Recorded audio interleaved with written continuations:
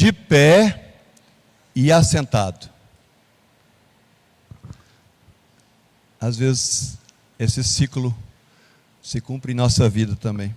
Vamos ler Jonas capítulo 2. Irmãos, eu acho que tanto o Antigo quanto o Novo Testamento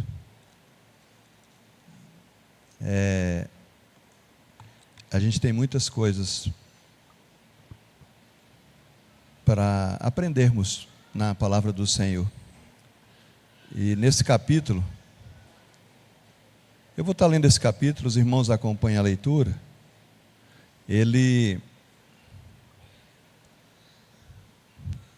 Interessante quando a gente está num aperto, como a gente ora de forma diferente, né? Olha, Jonas, não é que ele está num aperto? Porque o texto bíblico diz assim: então Jonas, do ventre do peixe, orou ao Senhor seu Deus e disse: na minha angústia clamei ao Senhor, e ele me respondeu. Do ventre do abismo gritei, e tu me ouviste a voz. Pois me lançaste no profundo, no coração dos mares, e a corrente das águas me cercou. Todas as tuas ondas e as tuas vagas passaram por cima de mim. Então eu disse: lançado estou de diante dos teus olhos.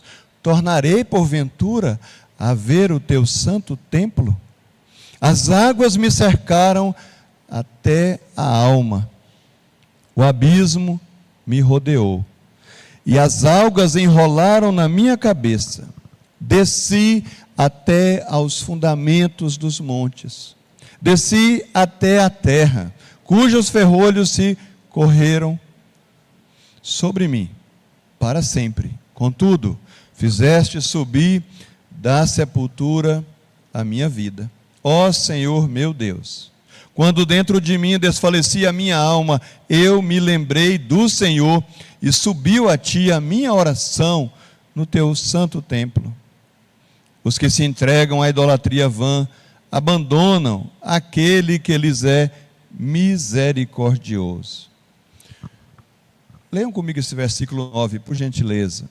Mas com a voz do agradecimento eu te oferecerei sacrifício, o que votei pagarei. Ao Senhor pertence a salvação. Falou, pois, o Senhor ao peixe, e este vomitou a Jonas na terra. Vamos orar nesse momento, pedir que o Senhor nos abençoe nessa manhã. Senhor Deus, nosso Pai, ó Pai, como é bom saber que Tu és misericordioso. Como é bom saber que a Tua misericórdia se renovou sobre nós nessa manhã. Como é bom saber que a Tua misericórdia é a causa de não sermos consumidos. Oh Pai, como é bom saber que a Tua misericórdia se eleva até a Tua grandeza, porque Tu és misericordioso. A Tua fidelidade se estende até os céus. Pai, nós Te agradecemos porque o Senhor se revelou a nós e nós sabemos que Tu és totalmente confiável. E nós, pecadores, queremos chegar diante de Ti, Deus Santo, pedir que perdoe os nossos pecados, que o Senhor nos purifique de toda a injustiça, mas também queremos honrar e glorificar o Senhor Jesus, que veio até nós nos socorrer e morreu na cruz do Calvário, nos substituindo ali. Por meio dele nós temos paz contigo, por meio dele nós estamos debaixo dos teus olhos de graça. Oh Pai, ajuda-nos a, como Jonas, queremos estudar nessa manhã, aprender como precisamos da Tua misericórdia. Abençoa-nos nessa manhã, abençoe a mim e aos meus irmãos, fala aos nossos corações pela Tua palavra, em nome de Jesus, amém. Irmãos, quando você lê esse profeta, em um sentido, você já se viu como Jonas? Ou em algum momento na sua vida, você já se apresentou como Jonas? Ou isso... O que significa o nome dele? Pomba.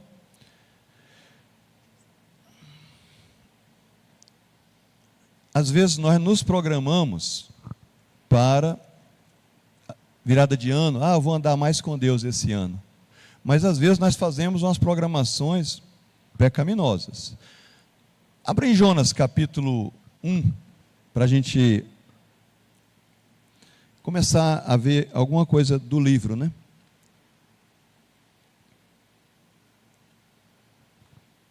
Diz assim a palavra do Senhor: veio a palavra do Senhor a Jonas, filho de Amitai, dizendo, e aí vem a vontade do Senhor: dispõe-te, vai à grande cidade de Nínive, clama contra ela, porque a sua malícia subiu até mim. Ouviu a palavra do Senhor.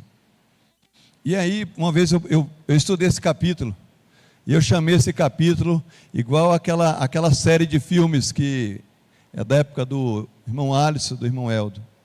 Missão Impossível. Não teve, acho que 9 ou 10 agora, um dia desse? Não teve uma última? Aqui, esse capítulo é o capítulo da missão impossível. Porque, dá uma olhada, Deus fala, vai para cá. Aí ele fala assim, pode deixar, eu vou, mas eu vou para cá. Leiam o versículo seguinte, por gentileza. A vontade do Senhor é o versículo 2 que eu li. Agora o versículo 3, entrando na missão impossível. Jonas se dispôs, mas para fugir da presença do Senhor, para Tarsis. Tendo descido a Jope, achou um navio que ia para Tarsis. Pagou, pois, a sua passagem, embarcou nele, para ir com eles, para Tarsis, para longe da presença do Senhor.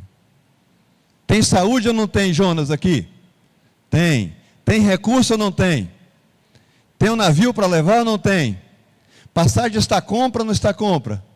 Tudo planejado para seguir para onde? Verso 3.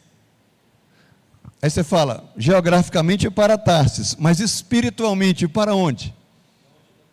Para longe da presença do Senhor. Se nós não tomamos cuidado, às vezes nós embarcamos em algum navio, à semelhança de Jonas, para tentar evitar Deus. Aí você fala, e onde é que está a misericórdia aqui nessa história? O mais, irmãos. Olha o versículo seguinte. Senhor, parecendo quando alguém está pegando um peixe, aí ele belisca o anzol, aí a pessoa vai dando linha. Aí está o homem lá fugindo.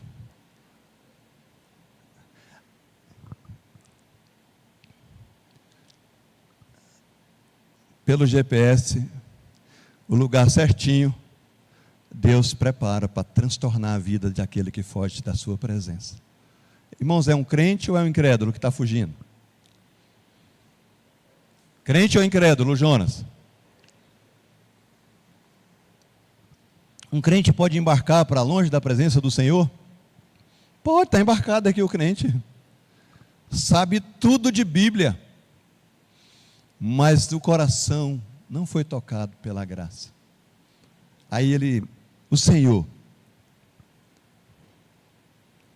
lançou sobre o mar um forte vento, fez-se no mar uma grande tempestade, e o navio estava a ponto de despedaçar. Irmãos, Deus queria quebrar esse navio em pedaços de madeira desse tamanho aqui, ó. A ira de Deus, ela está sendo manifesta por meio de uma tempestade na vida do profeta Jonas. E por isso que esse livro é impressionante. Esse livro, ele é impressionante, porque nesse livro, isso deveria ser tão bom no nosso coração, o fato de Deus não nos tratar segundo as nossas loucuras. Tá ou não está louco? Os marinheiros dizem que ele está doido.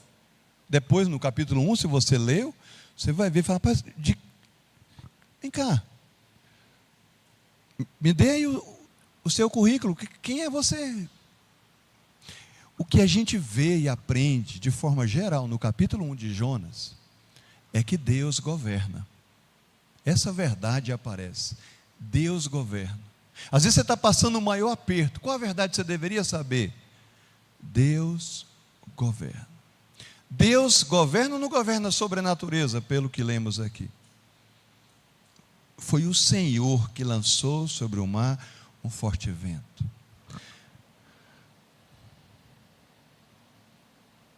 Deus governa sobre a incredulidade dos marinheiros, no versículo 5. Deus governa sobre as conversas. Olha aqui. Olha o que ele está fazendo no final do versículo 5. Está a maior desgraça no barco.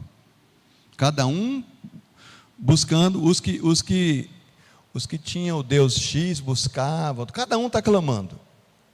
Todo mundo lá no maior desespero. O versículo 5 diz: Jonas, porém, havia descido ao porão e se deitado e dormia profundamente. Irmãos, isso para mim é uma advertência para mim, eu espero que é para você. Um crente, às vezes, ele pode entrar numa dinâmica de vida em que ele simplesmente adormece. Ele dorme profundamente. Ele desconecta com Deus. Isso é uma coisa assustadora. Porque ele é um profeta, ele é um filho da aliança. E aqui nós verificamos que Deus usa pessoas para nos conduzir de volta. Olha o versículo 6. Chegou-se a ele o mestre do navio e disse assim: vem cá, olha como Deus trata com a nossa mente por meio de outras pessoas. Ele fala assim: o que se passa contigo? Agarrado no sono? Olha, todo mundo aqui está invocando o seu Deus, então invoca o teu Deus. Talvez assim esse Deus se lembre de nós para que não pereçamos. Deus governa sobre as conversas, Deus governa sobre a natureza, Deus usa pessoas para nos despertar do nosso sono profundo, espiritual. E não é para incentivar os crentes a jogar sortes, mas Deus governa ou não governa sobre o lançar de sortes?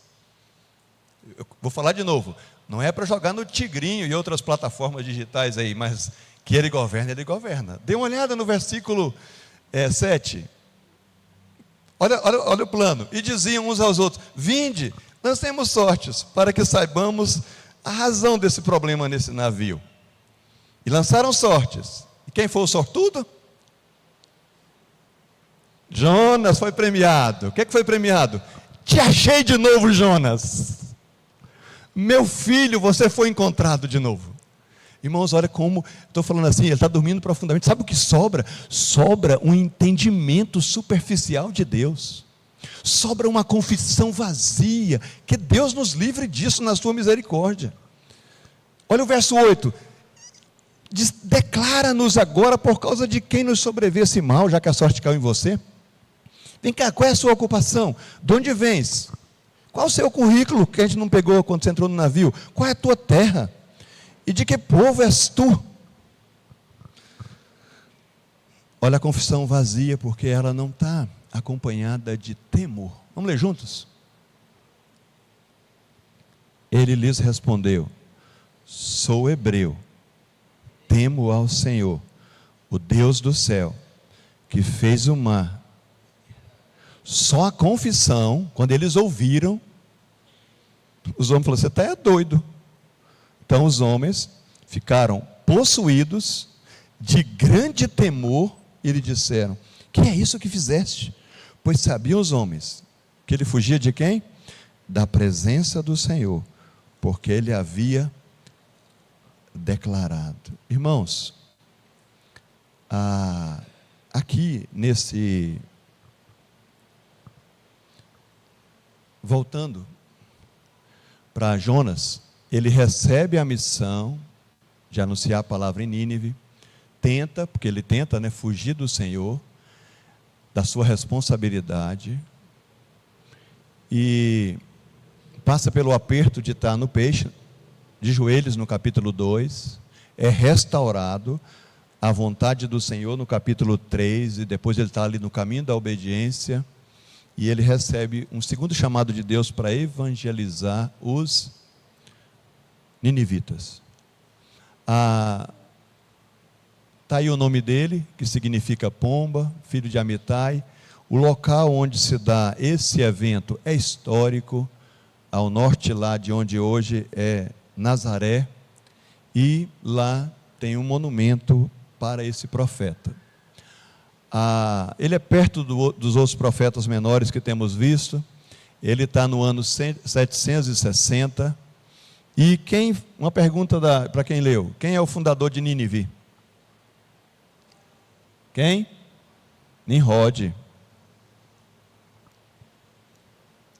Gênesis 10, versículo 11, confirma isso.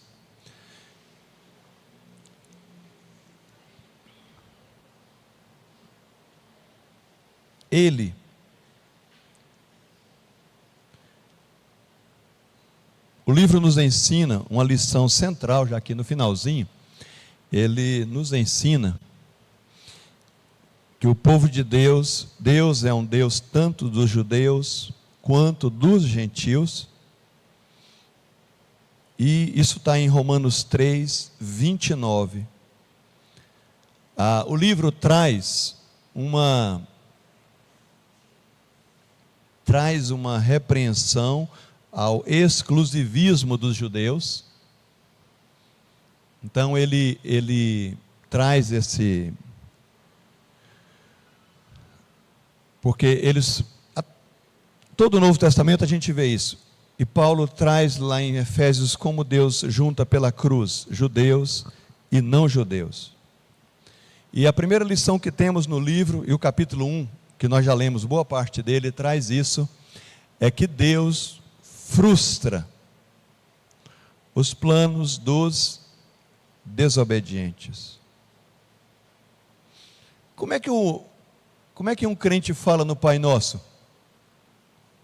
Ele fala assim, identifica Deus, Pai Nosso que estás nos céus, e depois o que pede? Santificado seja. E o segundo? Faça-se a tua. É a segunda ou a terceira? A primeira é: santificado seja o teu nome. Segundo, venha o teu reino. Terceira, faça-se a tua. O que Jonas está fazendo aqui? No capítulo 1. Faça-se a minha. Pior coisa de condenação de Deus para nós, tá? É dizer assim, faça-se a tua vontade. Isso aí é Só que Deus, Ele é misericordioso. O que Ele faz com Jonas e Ele faz conosco? Deus frustra os planos dos desobedientes. Pode ver que Ele move pessoas, Ele move a natureza, Ele move situações para trazer Jonas ao arrependimento. Eu acho interessante. Agora, olhe como Deus é estrategista. Olha o Deus que os ninivitas, a maneira que o plano do profeta foi frustrado pela tempestade e pelos outros acontecimentos que vimos. Mas o que Deus faz é trazer para Jonas, aqui Deus manda Jonas pregar. Quem os ninivitas adoravam? O Deus peixe, que é essa entidade chamada Dagon. Irmãos, uma coisa que eu pensei nessa semana: vocês que andam no Instagram, olhando algumas notícias, dê uma olhada, não sei se vocês viram, não sei se foi nessa semana ou na anterior, quem é que esse Papa que está aí atual chamou lá no, deixa eu ver qual foi o dia. Vê se tem aqui o dia. Foi há 4 dias. Olha o que ele fez. Ele recebe no Vaticano alguns dos principais exorcistas do mundo que teriam alertado para um assustador aumento global de ocultismo, esoterismo e satanismo. O que a gente encaixa com essa entidade aqui? Esoterismo, satanismo e ocultismo. Só para vocês verem, tem um livro nosso da editora Cultura Cristã, que é a nossa editora, que hoje está fazendo 78 anos de existência, muito jovem ainda, nossa editora, né? Bruxaria Global é o nome do livro. Acho que já tem lançado há algum tempo já. Ou seja, qual é? Essa semana eu tive a oportunidade de perguntar a alguém. É tipo assim, o que vamos celebrar no próximo domingo? Acho que vocês nunca tiveram essa curiosidade, mas eu tive. O que vamos celebrar no próximo domingo?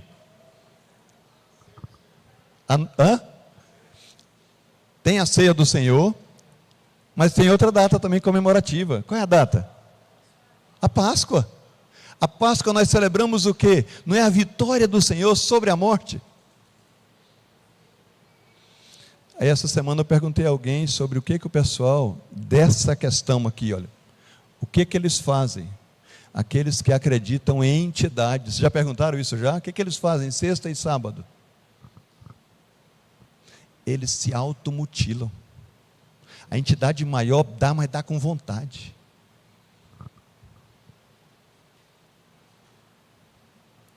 Irmãos, nós celebramos a maior frustração das trevas. Nós celebramos que só existe um soberano que ressuscitou e disse assim: toda a autoridade me foi dada no céu e na terra. Ide, portanto.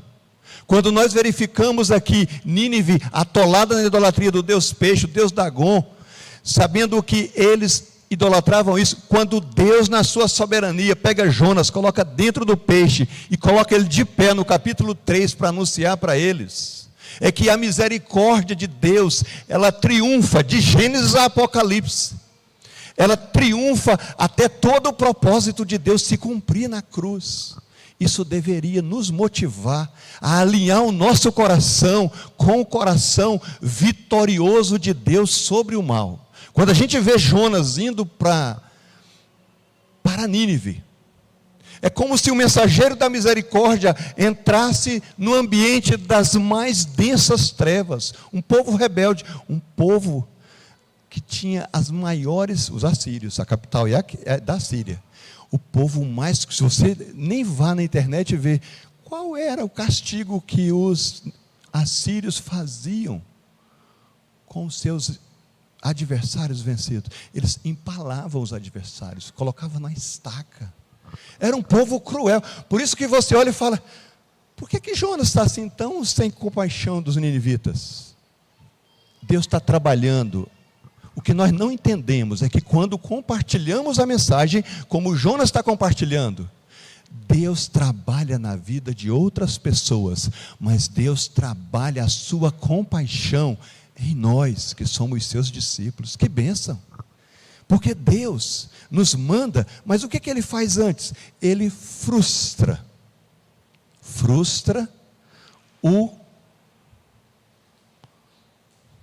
os planos dos desobedientes. Isso no geral, irmãos, isso deve nos trazer consolo. Na nossa revista coloca, de um modo geral, nos dias atuais, há um grande distanciamento de Deus, ou seja, de desobediência à sua vontade. E quando isso acontece, Deus retém as suas bênçãos. Mas olha o que diz o Salmo 73, verso 27. Vamos ler juntos? Os que se afastam de ti, eis que perece.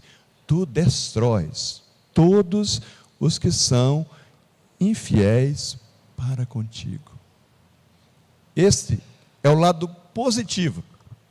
Se Deus faz isso com os desobedientes, no sentido daqueles que não o temem, positivamente, o que Deus faz? Vamos ler juntos?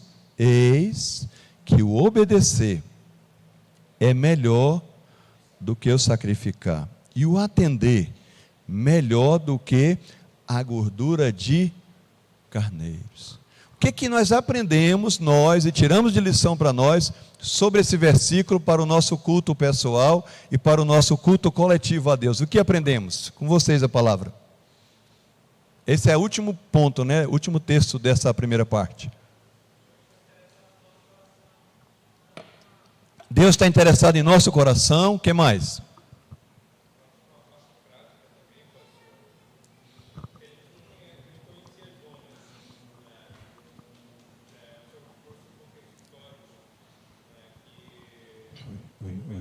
Oi. Som. E tinha...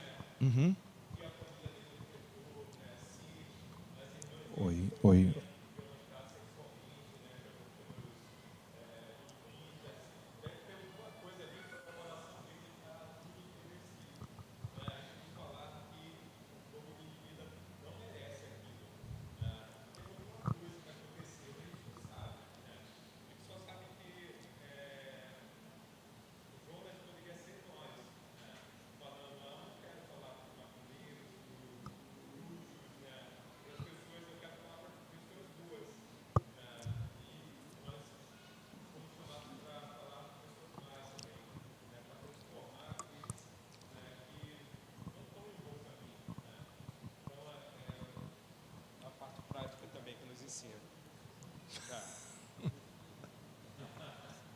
Acho que o Arivan quer que você fale tudo de novo.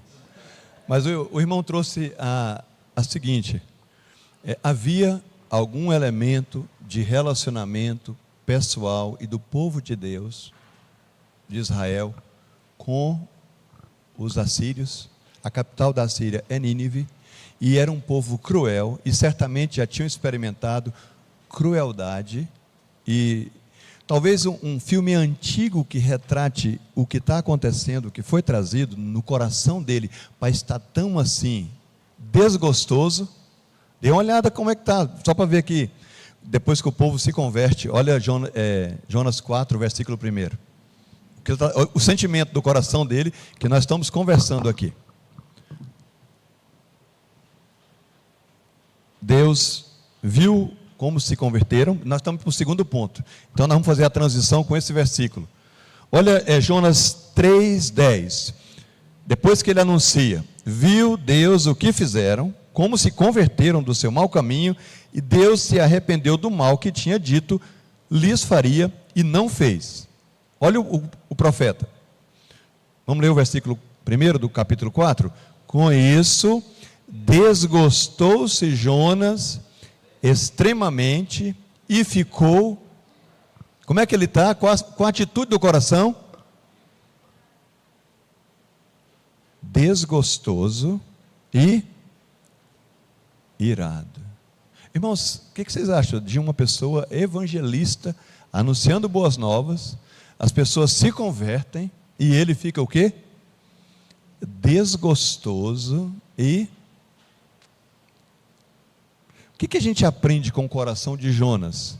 Nós, como mensageiros do mesmo Deus, e o que nós aprendemos? Vocês acham que Jonas precisa do Evangelho?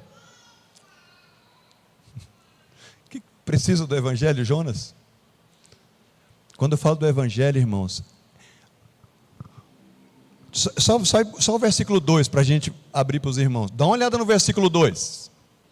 E orou, olha o que ele ora ao Senhor. Orou ao Senhor e disse: Ah, Senhor, não foi isso que eu disse estando ainda na minha terra? É por isso que eu tomei de conta da minha vida e sabia o que era melhor para mim. Eu me adiantei e fugi logo, fugindo para Tarsis. Sabe por quê? Porque eu sabia que és o quê? Será misericordioso, tardio em irar-se, grande em benignidade, e que te arrependes do mal. Pastor, o senhor falou evangelista, e eu pensei, talvez gere uma ideia equivocada que, mas ele era o profeta, eu era evangelista, mas todos nós somos evangelistas no sentido que todos nós anunciamos essa mensagem. E esse exemplo de Jonas pode ser aplicado plenamente às nossas vidas, independente do que a gente faça, se tem uma questão, uma dedicação à igreja em tempo integral ou não. Todos nós nos associamos com Jonas em algum momento, porque todos nós anunciamos o evangelho. Não há como dizer, não, mas isso aí é porque ele tinha a obrigação de anunciar. Que nós estamos, isso que o irmão traz, isso traz a reflexão para nós, irmão Helder, sobre o nosso coração enquanto anunciamos a boa nova. O que vocês acham desse versículo que está projetado aí, em relação à verdade e entendimento de fé e de coração? O que vocês acham desse versículo? Pois sabia que és. É verdade isso? Ele sabia? Sabia, mas não vivia. No sentido, nós alinhamos o coração de Jonas quando nós não expressamos compaixão à semelhança dele pelos inimigos de Deus. Não sei se vocês estão conseguindo captar. Sabia que és Deus clemente. O que mais que ele sabia? Que Deus é? Ele não sabia. Ele termina o livro tentando compreender a misericórdia de Deus. Na história da planta, Deus faz a planta, ele se coloca debaixo da sombra, lembra? Lembra que o livro o pastor Nicodemos tem um comentário desse livro que diz assim, a misericórdia de Deus e a nossa. A misericórdia de Deus e a do Jonas. Como é que o Senhor Jesus nos chamou, irmãos? Chamou de bem-aventurados os misericordiosos. Os discípulos do Senhor. Aqui nós temos vendo uma pessoa da aliança aprendendo o quê? O que ele disse que sabia. Que Deus é misericordioso, que Deus é tardio em irar-se, grande em benignidade e que se arrepende do mal. Isso é tão forte. Olha o versículo seguinte: peço-te, pois, o Senhor.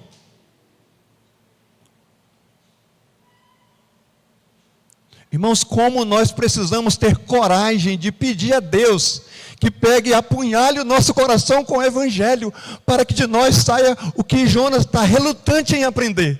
Misericórdia, misericórdia, misericórdia, para que o nosso coração possa ser a semelhança do nosso Pai. Um coração o quê? Misericordioso. Observe o que ele fala. Peço-te, pois, ó Pai, olha essa oração. Tira-me a vida. Sabe por quê? Porque melhor me é morrer do que viver. Como é que está Jonas aqui agora? Na linguagem psicológica, ele está o quê? Totalmente para baixo. Para pedir isso daqui, e olha como ele está. Deus diz, vem cá, disse o Senhor, é razoável essa tua ira? Ele foi emburrar longe, irmãos, ele foi se emburrar longe. Esperou lá longe, rapaz, eu quero ver se vai acontecer o que ele falou mesmo. Esperando a ira de Deus. Olha a paciência do Senhor no versículo 6 do capítulo 4. Então fez o Senhor Deus nascer uma planta, está aí lá no sol, por cima de Jonas, para que fizesse sombra sobre a sua cabeça, a fim de o livrar do seu desconforto. Jonas, pois, se alegrou em extremo por causa da planta. Aí Deus vem no dia seguinte, manda o verme, mata a planta, ela se seca. Nasceu o sol, Deus mandou aquele vento, verso 8, e ele fala assim: melhor me é morrer do que viver. Olha o tratamento de Deus. É razoável essa tua ira por causa da planta? É razoável, ele falou, é razoável minha ira até eu morrer, é razoável. Com muita raiva ele estava. E aí Deus vem com ele assentado. Lembra que o capítulo 4 ele está assentado para aprender o quê? Sobre uma coisa que nós precisamos aprender. Quando você vê o crescente número de violência, de feminicídio da sociedade, o que acontece no coração, irmãos? Qual a atitude?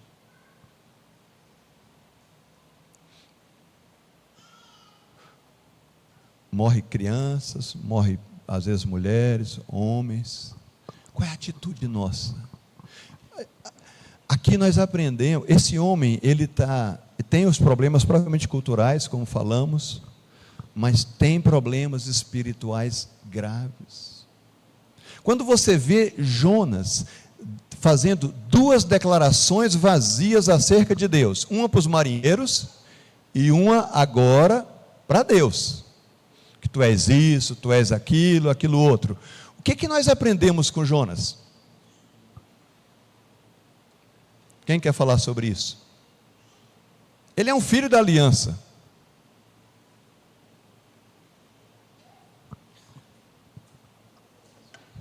Você faz assim com o microfone, assim, ó. É outro assunto já.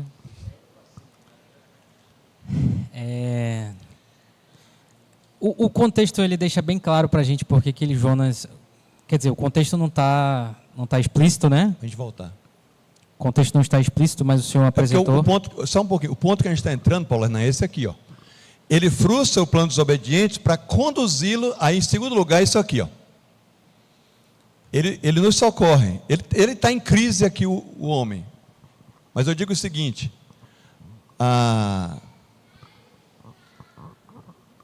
no segundo capítulo, ele se volta para o Senhor, lembra? Que tipo de oração? Só para a gente alinhar com o ponto que a gente está querendo entrar.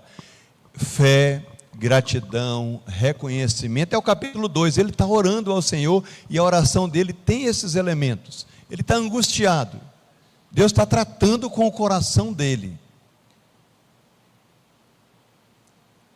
E aí nós chegamos, quando Deus trata com Davi, o entendimento dele de Deus. Segura aí, tá, a sua pergunta? Só para a gente entrar e tratar a questão do arrependimento e dos frutos e a transformação. Vamos ler juntos esse texto, irmãos? O Senhor, olha o que aconteceu na vida de Davi. O Senhor livra Davi das mãos de todos os seus inimigos e das mãos de Saul. Aí ele traz esse cântico.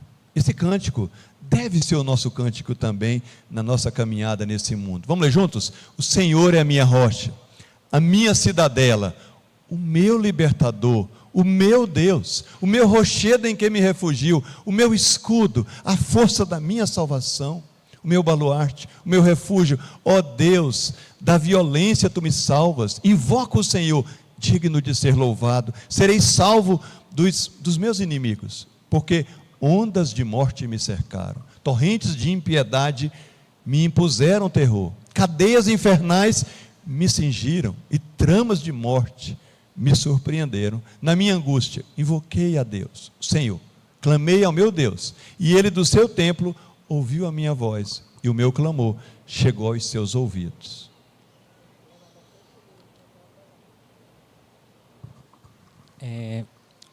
Quando o senhor expôs o contexto em que está inserido esse ódio de Jonas, a gente entende muito bem porque que ele não gostava dos ninivitas, né? Só que em Jonas a gente aprende sobre a misericórdia de Deus, como Deus ama até os próprios inimigos dele, né? Derrama graça sobre os inimigos do Senhor mesmo. Como é que a gente equaciona os salmos imprecatórios, né? Um dos mais conhecidos talvez seja: quem dera pegasse os seus filhos e os esmagasse contra a rocha, né? No contexto ali da Babilônia. E a gente traz esses salmos e Jonas para hoje, assim, porque nós não somos chamados para odiar quem quer que seja, mas as pessoas continuam inimigas de Deus. Como é que a gente equaciona isso? Porque tudo é palavra de Deus, né? Antigo e Novo Testamento. Alguns interpretam E eu estou abrindo aqui em Romanos 12. Entenderam a pergunta do irmão? Ele está falando daqueles salmos imprecatórios, onde Davi ou outro invoca sobre os seus inimigos a ira e o desfavor de Deus, não é isso? E aí nós estamos agora verificando, por exemplo, quando nós pensamos nos nossos inimigos, o que o Senhor Jesus trouxe para nós? Matem os vossos inimigos e nem olhem para aqueles que vos perseguem. O que ele diz para nós? Amai os vossos inimigos e orai pelos que vos... Dê uma olhada, irmãos, por gentileza, em Romanos, na parte prática do livro, capítulo 12, para a gente não fazer uma leitura muito longa, versículo 17. Romanos 12, verso 17.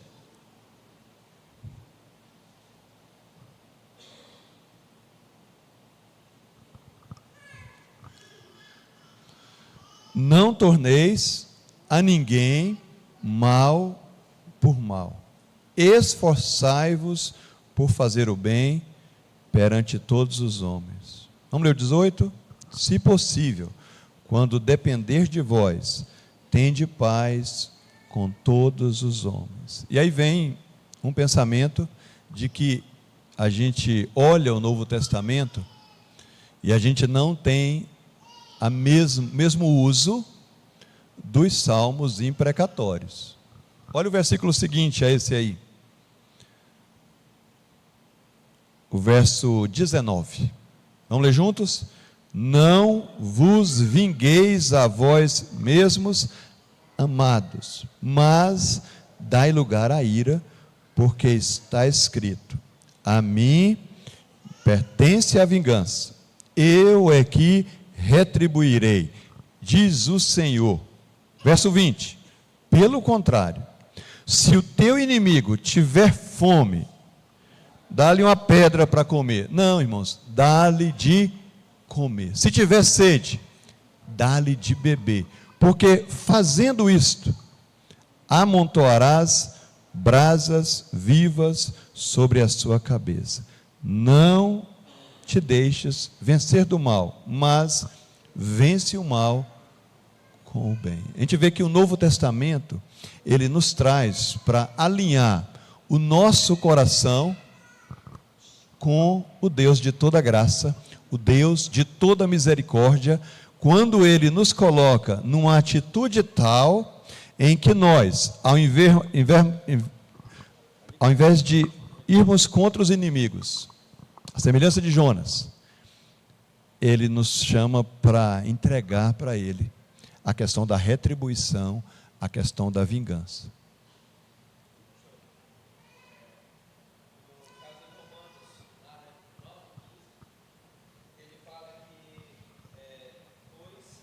Só um pouquinho, deixa o irmão Erivan te entregar aí. É melhor porque os irmãos ouvem. Romanos 9,15. Pois ele diz a Moisés: terei misericórdia de quem me aprover ter misericórdia, e compadecer-me-ei de quem me aprover ter compaixão. Pelo que o senhor explicou, né? Aí, ao Senhor pertence a vingança e ele vai retribuir. A nós nos é dito para que nós tenhamos compaixão. Seria isso, certo? Sim. A ideia que nós temos aqui é que o mesmo aprendizado de Jonas, nós somos chamados a ter, porque foi isso que o Senhor Jesus mesmo trouxe para nos ensinar.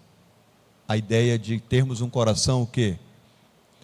Misericordioso. Por quê?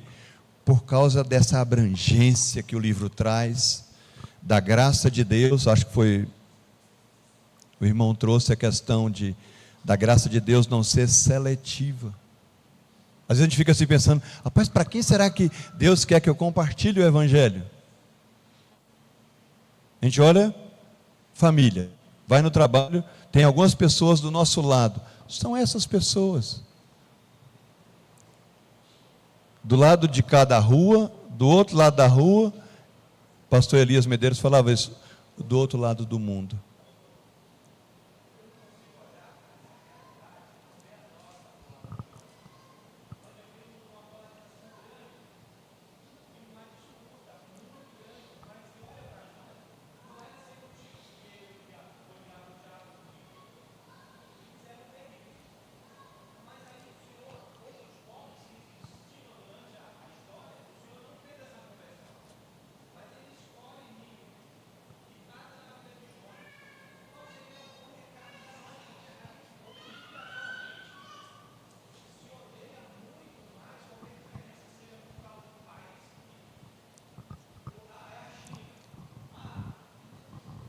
nós vivemos essa realidade. É o partido político.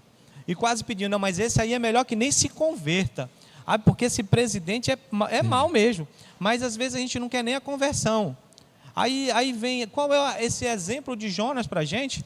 Porque a gente, é muito claro essa falta e eu até vou mais, quando o senhor fala que ele não confiava na misericórdia do Senhor, eu acho até que ele cria. Só que a dureza dele era tão grande que ele não queria nem que eles se convertessem. Mas será que a gente não tem vivido isso nos nossos relacionamentos? Por mais que a gente até fala assim, não, mas eu quero que ele se converta. Quer mesmo, irmão? Dá para falar isso? Faz uma gentileza, essa sua pergunta, se os irmãos leram a lição, ela é a 4ª lição dessa nossa revista. É quando Deus, Ele fala para nós, Ele exerce misericórdia para com todas as nações. Não é a 4ª lição nossa? Só que, olha um detalhe. Eu queria só, passa esse microfone para o casal ali atrás, por gentileza. Ao lado ali do Paulo Renan. Observe uma coisa, irmãos. Volta só para a gente o ponto 3, por gentileza. Aqui, ó. O que nós aprendemos com Jonas e que devemos aprender? Deus restaura os arrependidos e os usa na sua obra. Tudo bem? Deus está restaurando Jonas, cuidando dele, e Ele quer nos restaurar de algumas coisas que nós não entendemos, no sentido de dizer o seguinte, ó, o Evangelho, nós dependemos dele todo o tempo. Um dia desse, hoje à noite nós vamos ver, na questão de como nós fomos perdoados. Se a gente pegar, olha, observe uma coisa, irmãos, para a gente pensar na misericórdia. Se nós cometermos um pecado por dia, quantos pecados por ano? Sem contar o ano bissexto, 365, não é isso? E se nós pegarmos 365 pecados por dia, que já seria uma coisa excepcional, tá? Pecados uma vez por dia, tá? E aí nós multiplicarmos pela média de vida do brasileiro normal, 70 e poucos anos. Quantos pecados que nós cometemos durante a nossa vida? Então, assim, de 25.550 mais ou menos. E aí, agora, como é que vamos fazer com essa lista? Nós somos melhores do que quem? Jonas é melhor do que os ninivitas? Nós somos melhor do que os do direita, de esquerda, chineses, europeus? Irmãos, o Evangelho vem para desafiar, em primeiro lugar, a nós, e para que nós, em graça e sabedoria, desafiemos amorosamente os outros, para temer ao mesmo Deus, por meio do mesmo Cristo, para que nós todos sejamos trabalhados pela mesma graça. Podemos aprender com Jonas o seguinte: você pode ser ruim igual Jonas, mas Deus restaura os arrependidos e os usa na sua obra. Só que o nosso tempo já está indo. Chiquinho, ou Diácono Francisco, melhor assim, né? É mais imponente. Também tem o outro profeta, né, pastor?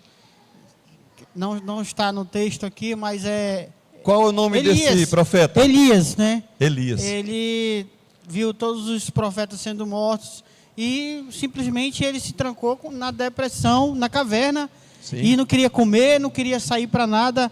E Deus, com a sua infinita graça e misericórdia, o alimentou através de pássaros, né?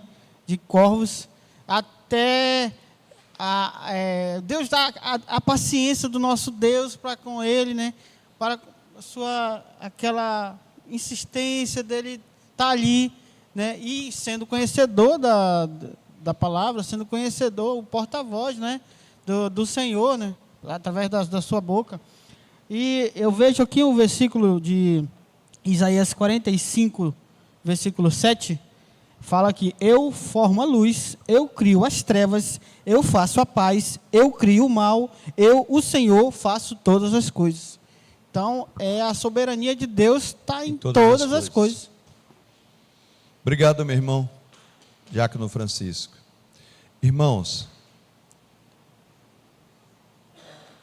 Jonas se arrependeu?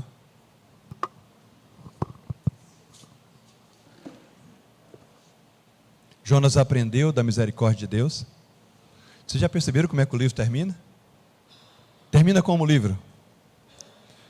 Bora ler esse versículo? Queria ler dois versículos com vocês. Já lemos alguns. 4, versículo 11. Olha como termina o livro. Jonas 4:11. E não hei. Depois que compara a planta e a atitude dele. Deus fala assim: olha, você tem compaixão dessa planta que não te custou trabalho, não fizeste crescer, que numa noite nasceu, numa noite pereceu. Vamos ler o 11? E não hei de eu ter compaixão da grande cidade de Nínive, e que em que há mais de 120.000 pessoas que não sabem discernir entre a mão direita e a mão esquerda, e também muitos animais. Como termina o livro?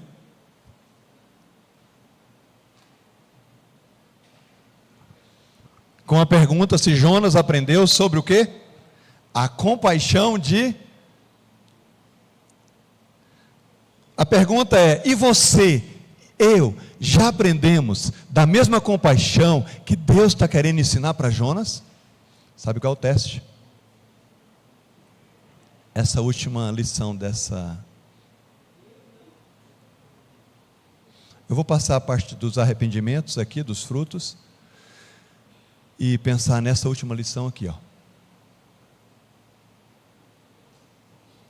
Deus exerce misericórdia para com todas as nações. A misericórdia de Deus se estende a todos os povos. E aí vem uma pergunta para a gente caminhar para as aplicações.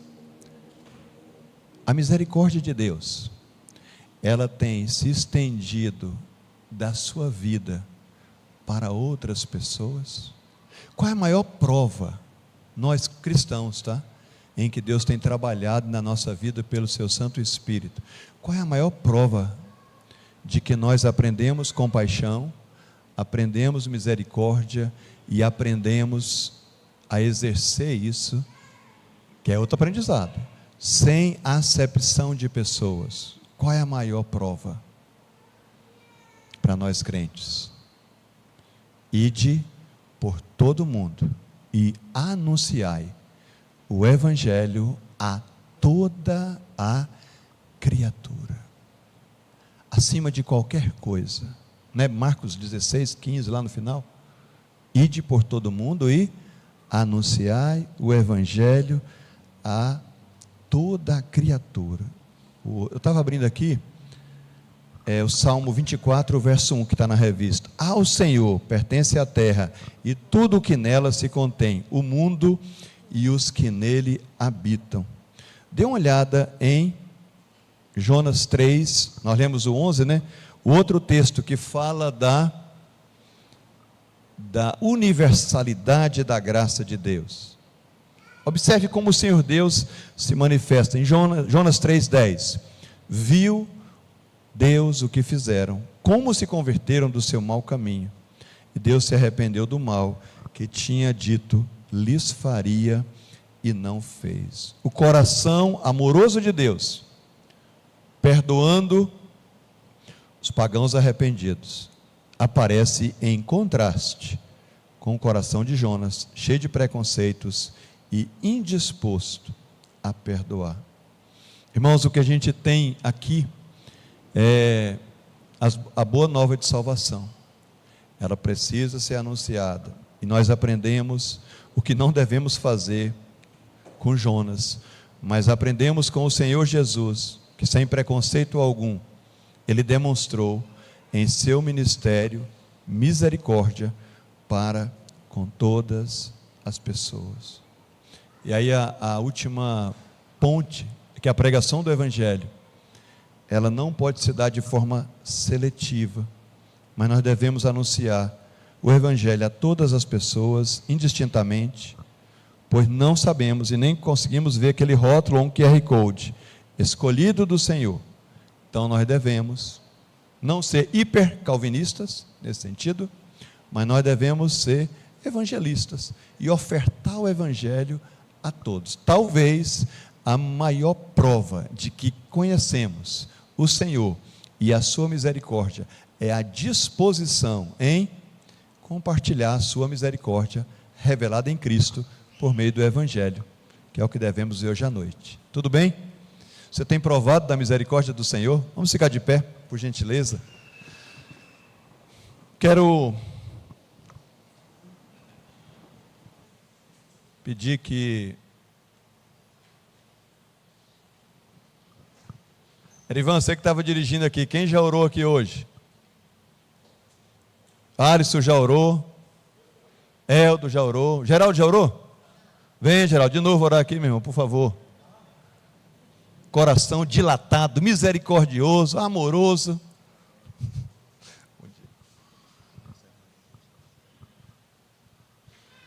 Baixemos nossas cabeças e oremos ao nosso Senhor. Pai nosso, te agradecemos, Senhor, por esta preciosa oportunidade que o Senhor nos concedeu de aprendermos um pouco mais da Tua Palavra. Te pedimos, Senhor, que a Tua infinita misericórdia, Pai, em Tua infinita misericórdia, que nós possamos assimilar